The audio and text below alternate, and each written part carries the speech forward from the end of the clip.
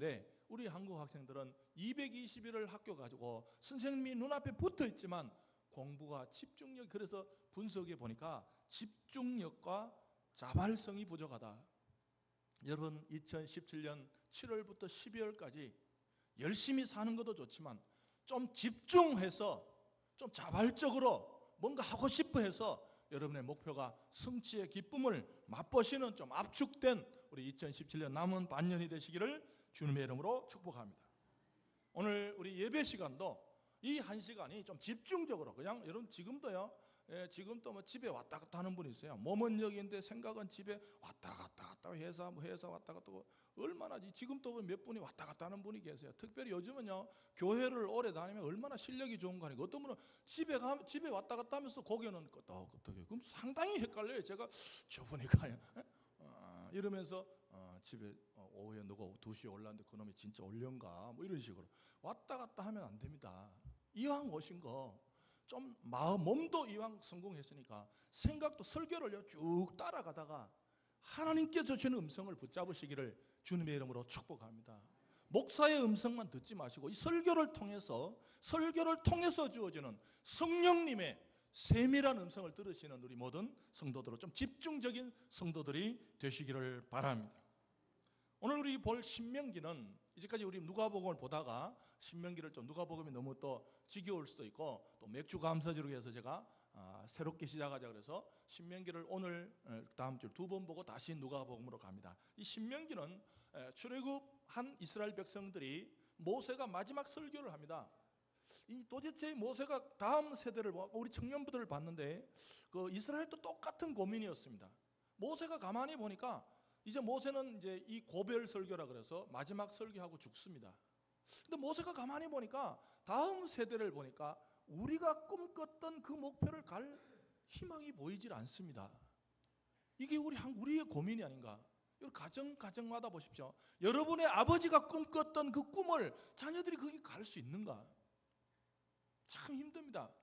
아니면 엉뚱한 데를 갑니다. 아버지는 이쪽으로 가고 싶은데 자녀들은 이쪽으로 갈 수도 있고. 그래서 모세가 걱정이었습니다. 모세가 지금 출애굽할 때는 우리는 가나안 땅에 한번 가보자라고 목표를 정해놨는데 자신이 죽을 때쯤 가만히 보니까 자손들을 보니까 가나안에 갈 가능성이 별로 보이지 않았습니다. 그래서 그는 다시 신명기를 설교 형식으로 만들어서 쓴 글이 신명기입니다. 오늘 말씀을 19절부터 한번 보시면 무엇을 강조했는지 한번 생각을 해보겠습니다. 신명기 1장 19절에 우리 19절부터 25절까지를 한번 교독을 하시면서 성경 본문을 어떤 사건이 있는지 한번 생각을, 신명기 1장 19절부터 25절까지를 이런 제가 안내를 했으니까 어떤 내용이 들어있나 1절 19절부터 25절까지 한 절씩 교독을 해보겠습니다. 우리 하나님 여호와께서 우리에게 명령하신 대로 우리가 호렙산을 떠나 너희가 보았던 그 크고 두려운 광야를 지나 아모리 족속의 산지 길로 가데스 바네아에 이른 때에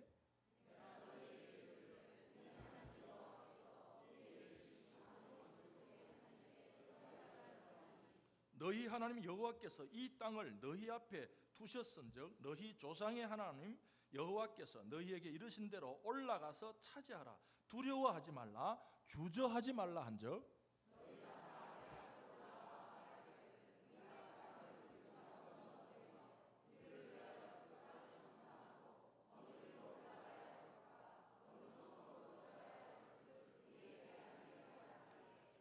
내가 그 말을 좋게 여겨 너희 중 각 지파에서 한 사람씩 12를 택하며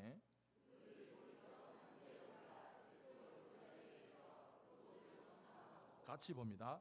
그 땅의 열매를 손에 가지고 우리에게로 돌아와서 우리에게 말하여 이르되 우리의 하나님 여호와께서 우리에게 주시는 땅이 좋더라 하였느니라. 아멘.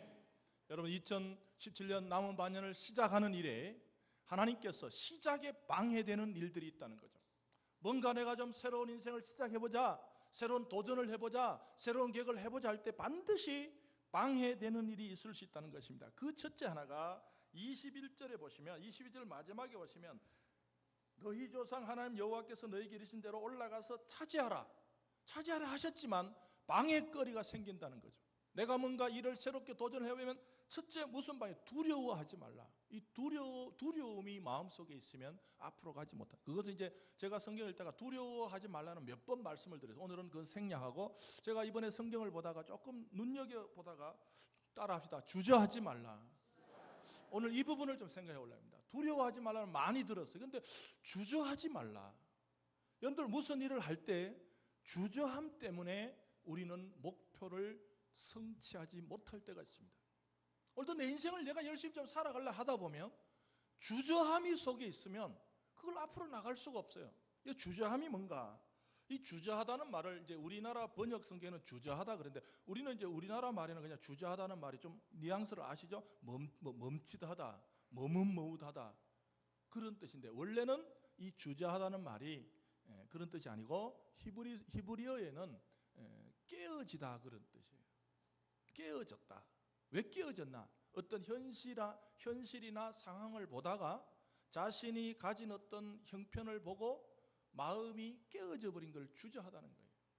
여러분, 우리가 2017년 정말 멋지게 한번 시작했지 않습니까? 2017 1월 달에는 뭔가 내가 한번 해보자, 올해는 될 거야, 뭔가 새로운 목표를 해서 한번 뛰어보자 마음은 먹었지만 지금 6월 말에 오니까 마음이 전부 깨어진 거예요. 아, 나는 안 돼, 나는 틀렸어. 여러분들 성경 읽기만 해도 그렇지 않습니까? 1월 달에는 막 창세기부터 한번 앞으로 나가다가 지금 아직까지 요단강도 못 건넌 사람 많죠? 지금 뭐 그 강을 건너기는커녕 지금 매일 태초에 하나님이 천지를 창조했다가 며칠 했다가 또 창조했다가 이 창조가 왜 이래 많이 나오냐 그러고. 여러분 창세기부터 헷갈린 사람 있어요? 1장, 2장, 3장에 보시면 1장의 내용 2장이 또 나옵니다. 반복돼서 나와요. 어떤 사람 그것도 또 해결이 안 돼요. 뭐야 이거 1장 읽다가 석 달 있다가 또 2장 읽으니까 이게 1장 아니요? 아직까지 창세기에서도 돌돌돌 그렇죠. 벌써 이 마음이 깨진 거예요. 아, 이 1월 달에는 내가 한번 이번 올해는 내가 한번 한 창세기부터 계시록까지 한번 가보자라고 출발했는데 지금쯤 마음이 깨져가지고 올해도 안 되는가 봐. 벌써 6월 달인데. 그러지 마시고 오늘도 깨어진 마음을 추스리시고 앞으로 전진하는 우리 모든 성도들이 되시기를 주님의 이름으로 축복합니다.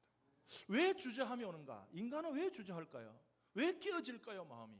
현실이 내가 예측한 대로 되지 않는다는 것입니다. 내가 예측한 대로 되면 왜 마음이 깨지겠어요? 왜 마음이 주저하겠어요? 내가 예측해 놓은 일들이 뭔가 좀 잘 벌어져야 되는데 현실은 그렇지 않아요. 내가 좀 성경을 많이 읽어야 되는데 현실은 그렇죠. 현실과 꿈이 너무 거리가 멀 때 마음은 깨져버립니다. 주저해버립니다. 아니야. 여러분들 요즘은 우리가 저는 잘 안 쓰는데 아직도 백화점에 가면 만년필이 되게 비싸더라고요. 저는 만년필은 누가 사는가 궁금하더라고요. 제가 안 쓰기 때문에 가는 때마다 코너에 가면 백화점 만년필 코너가 있어요. 근데 가격이 보면 엄청나요. 근데 누가 사는 것 같지도 않는데 그 안 망하고 있는 거 보면 또 사는 사람이 있는가 봐요. 그 만년필이 여러분 어떻게 만들어진지 아십니까? 이 만년필이 1883년 미국 뉴욕에 보험업을 하는 보험 설계사가 있었습니다. 어느 날 이 보험 설계사에게 아주 큰 보험 계약건이 생겼어요. 그래서 여러분들 보험 설계사들은요, 작은 거 10개 하는 것보다 큰 거 한두 개면 해도 1년 먹고 삽니다. 그 큰 거 이제 왔다. 그래서 막 지금 이제 계약을 하려고 성사를 시키려던 즈음에 그 당시만 해도 1800년대이기 때문에 잉크, 여러분 아시죠? 잉크에 뭘 이렇게 뭐 찍어가지고 깃털인가 찍어가지고 쓰고 그런 식이었어요. 펜이 있었어요. 펜. 우리 중학교 때까지 펜이 있었죠. 펜에다가 잉크를 찍어서 써야 돼요. 근데 하필 그 큰 계약을 성사시키는 순간에 고객이 잉크병을 이렇게 탁 쳐버려가지고 잉크가 푹 쏟아져 버려요. 그러니 이 이게 계약서에 잉크가 팍 젖어가지고 도저히 안 되겠다는. 그래서 이 사람이 다시 계약서를 가지러 간 사이에 한국은 뭐 그럴 일이 없겠지만 그 간 사이에 이 사람도 까다롭더라고. 다른 옆에 보험 설계사한테 큰 계약을 슉 하고 가버렸어요.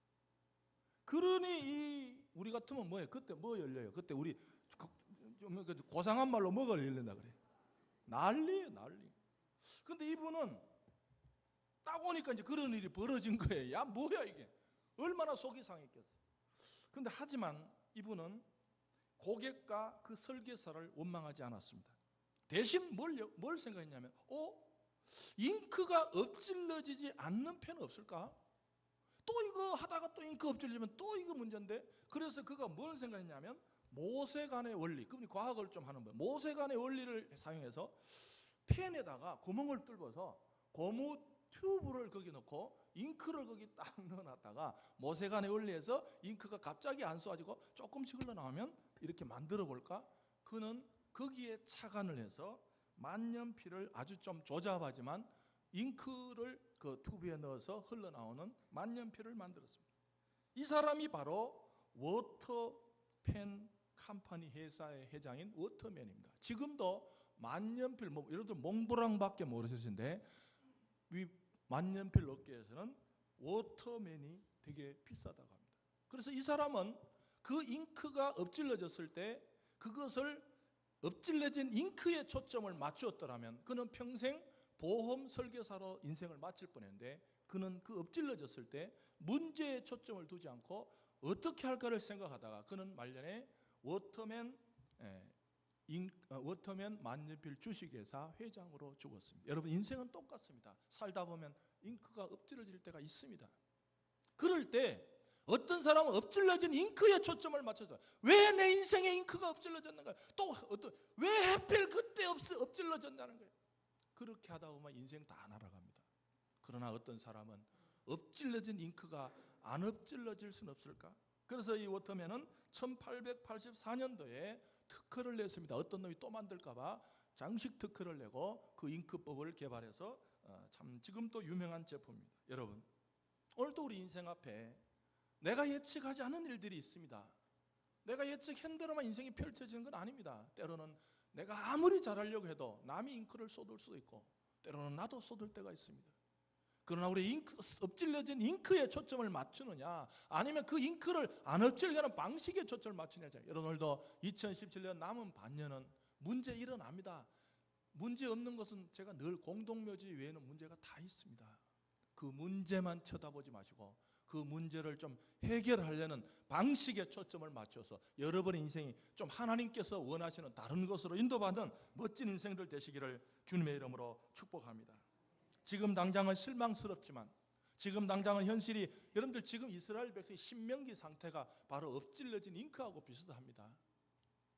멋지게 출애굽을 했지만 현실은 너무 커요. 여러분들 교회에서 이렇게 기도할 때보다 월요일 아침에 당하는 현실은 너무 큽니다.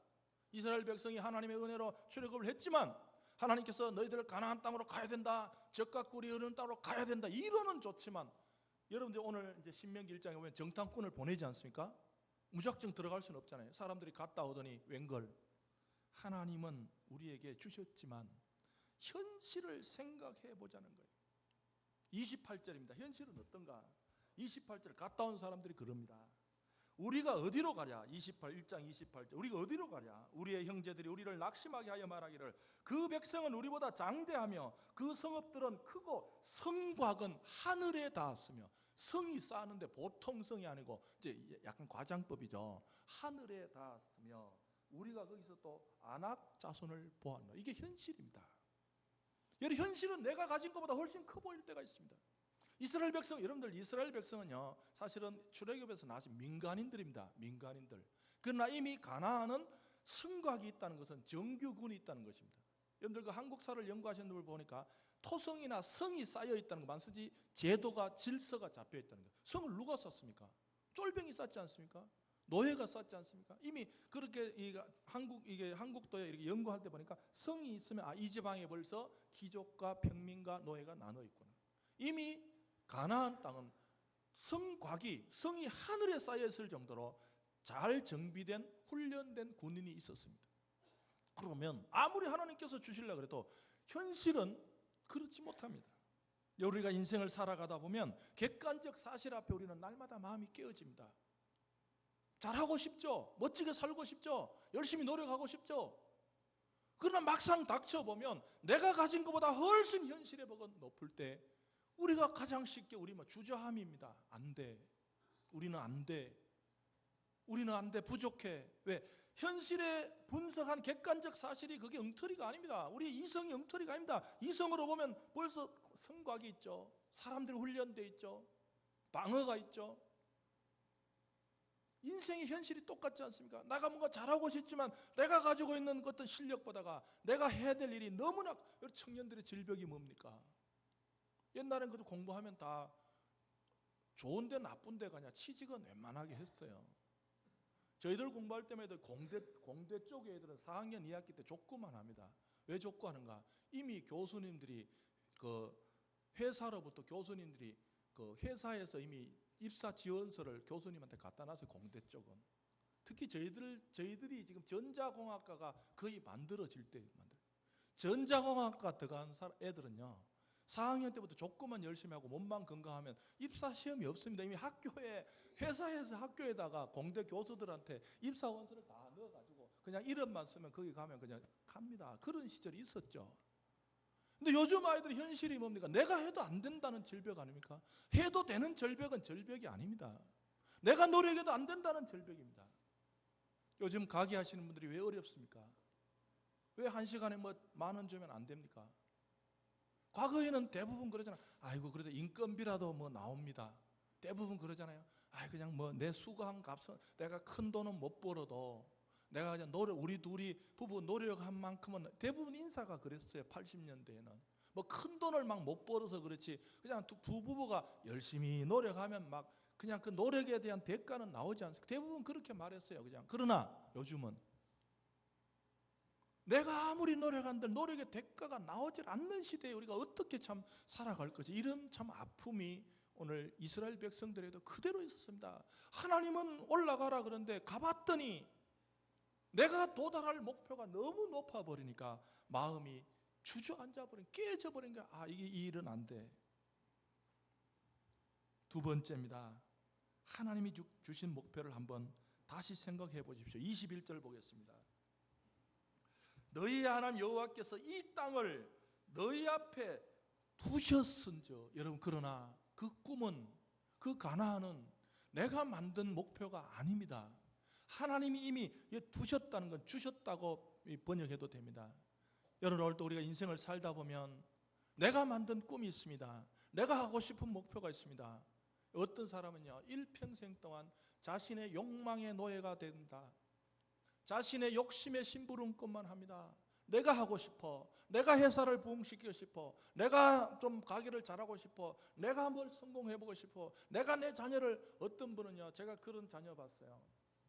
나는 엄마의 꿈의 희생물이었다고. 그런 애들 주세요. 나는 엄마의 꿈의 희생물이었다는 거야. 내 하고 싶은 걸 못하고. 그런 안타까운 애들도 봤어요. 나는 엄마의 꿈의 희생물이었대. 엄마가 그걸 하고 싶어가지고 계속 주입시킨 거예요. 애는 딴 걸 하고 싶은데. 그런 안타까움도 있습니다. 자기 꿈에 자기가 하고 싶은 걸 했는데 엄마가 늘 꿈을 이야기하고, 엄마가 너는 뭐가 돼야 돼, 엄마가 너는 뭐가 돼야 돼. 나중에 그 애가 얼마나 느끼는 허무함이, 나는 엄마의 꿈에 시간이 흘렀구나.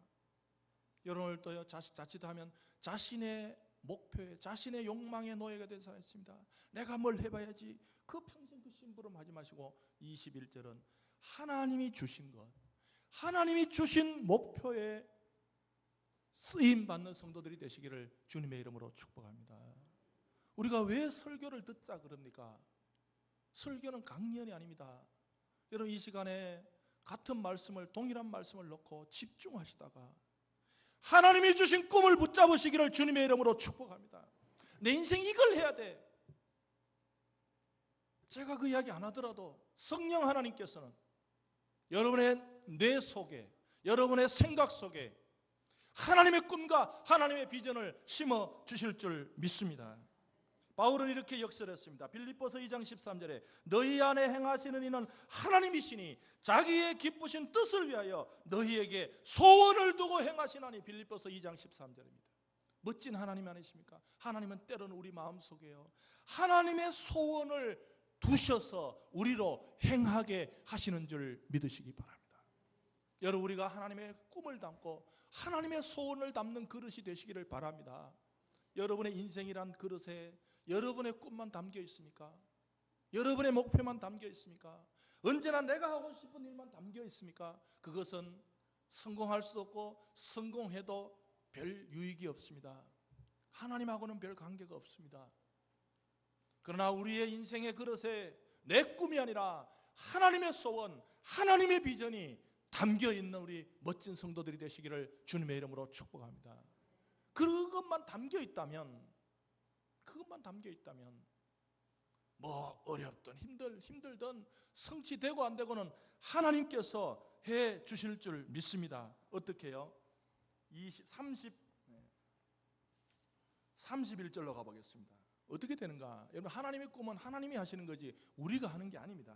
31절에 보시면 광야에서도 너희가 당하였거니와 사람이 자기의 아들을 않는 것 같이 너희의 하나님 여호와께서 너희를 걸어온 길에서 너희를 안으사 이곳까지 이르게 하셨느니라. 할렐루야. 여러분, 하나님의 꿈은요 내가 이루는 게 아닙니다. 그래서 불가능한 걸 보여주신 거예요. 왜 하나님은 때로는 우리에게 불가능한 꿈을 보여주실까? 그건 내가 못하더라고 보여준 거예요. 어떤 분이 그런 분이 계시더라고요. 목사님, 저는요 너무 기도 응답이 잘 된대. 하는 족족 기도 응답 받는데. 근데 내가 물었어요. 야, 목사도 다 안 되는데 어떻게 자기는 기도하기만 하면 응답을 받는다는 거예요. 그 비결을 물었더니 그분이 그런 이야기 하더라고. 목사님, 나는 되지 싶은 것만 기도한대. 그게 무슨 응답이에요? 그게 무슨 자기 머릿속으로 돼. 이건 안 돼, 기도 안 해. 요건 되지 싶어, 기도해야 돼. 누가 된 거예요? 도대체 하나님이 된 거예요? 그건 자기가 된 거예요. 때로는 하나님께서 우리에게 불가능을 왜 보여주실까? 우리 힘으로 안 되라고 보여준 거예요. 이게 내 힘으로 되는 건 내가 하죠. 왜 하나님한테 이야기합니까? 그러나 때로는 하나님께서 우리에게 가나안 같은 불가능한 꿈을, 그건 왜요? 하나님이 31절에 하나님이 안으셔야 되는 줄 믿습니다. 이 안는다는 말은요, 우리 수요일날 이야기했어요. 안는다는 말 원래 들어 올린다는 뜻이에요. 들어 올린다. 우리처럼 안아준다는 말이 아니고 원래 들어 올린다는 뜻이에요. 하나님은 우리가 불가능한 목표 앞에서 주저앉아 있을 때, 우리의 꿈이 깨지고 있을 때, 우리가 허무하게 자신을 포기하고 싶을 때 하나님이 우리를 들어 올려주시는 줄 믿습니다. 어떻게? 사람이 자기의 아들을 안는 것 같이. 요즘 젊은 아빠들 보십시오. 그런 건 안 배웠는데도 얼마나 자기 애를 잘 안는지 모르. 그거 누가 가르쳐 줬어요? 여러분, 자기 새끼만 그렇게 안지 마시고 오늘 집에 가서 여러분 아버님도 한번 안아주시기 바랍니다. 어머니, 자기 새끼만 그렇게 목에 달고 드릉드릉 대하지 마시고. 예? 요즘 젊은 사람들 보면요, 자기 새끼들 그냥 목에 달고 그냥 그렇게. 우리 때는 뒤로 안았는데 요즘은 또 앞으로 안거든요. 제가 지난주에 보니까 아줌마가 애를 일로 안 보고 밖으로 보고 또 안거든요. 그거 처음 봤어요. 그거 보셨어요, 여러분들? 애를 이렇게, 애가 자기를 보는 게 애도 앞으로 보더라고요. 나 엎어지면 어쩌려고 그런지 모르겠어요. 나 불안하더라고. 내가 그런 거만 옆에 하고 이야기하도 자기 옆에도 애도 나도 앞을 보고 애도 앞을 보고 둘이 이거 넘어지면 큰일 나요. 옛날 어머니 그래 안 합니다. 혹시 만약을 대비해서 애를 나를 보고 이렇게 앉죠. 이 앉는다는 게 참 성경에 많이 나오는데 요즘 여러분들이요, 여러분 애만 앉지 마시고 집에 가서 여러분들을 키워준 어머님도 안아주십시오. 그 사람이요, 가장 성경에서 밀접한 관계를 표시할 때 앉는다는 표현을 써요. 여러분, 오늘 또 왜 우리가 예배를 드려야 되는가? 이 예배 시간에 하나님과 우리 각자가 최고의 친밀한 확신이 되시기를 주님의 이름으로 축복합니다. 예배를 드리고 나니까 내가 다른 거는 모르지만 하나님이 내 인생을 안아주셨어. 할렐루야. 하나님이 내 인생을 안고 계셔. 하나님이 내 인생을 붙잡고 계셔. 우리가 여러분들 이 험한 세상에 우리가 재산이 도대체 뭐 있습니까? 우리라고 뭐 낙심 안 합니까? 우리라고 꿈이 안 깨집니까? 그래도 우리가 끝까지 버티는 것은 하나님이 내 인생을 붙잡고 계셔. 나는 하나님이 내 인생을 안고 계시라는 그런 간증이 있는 성도들이 되시기를 주님의 이름으로 축복합니다.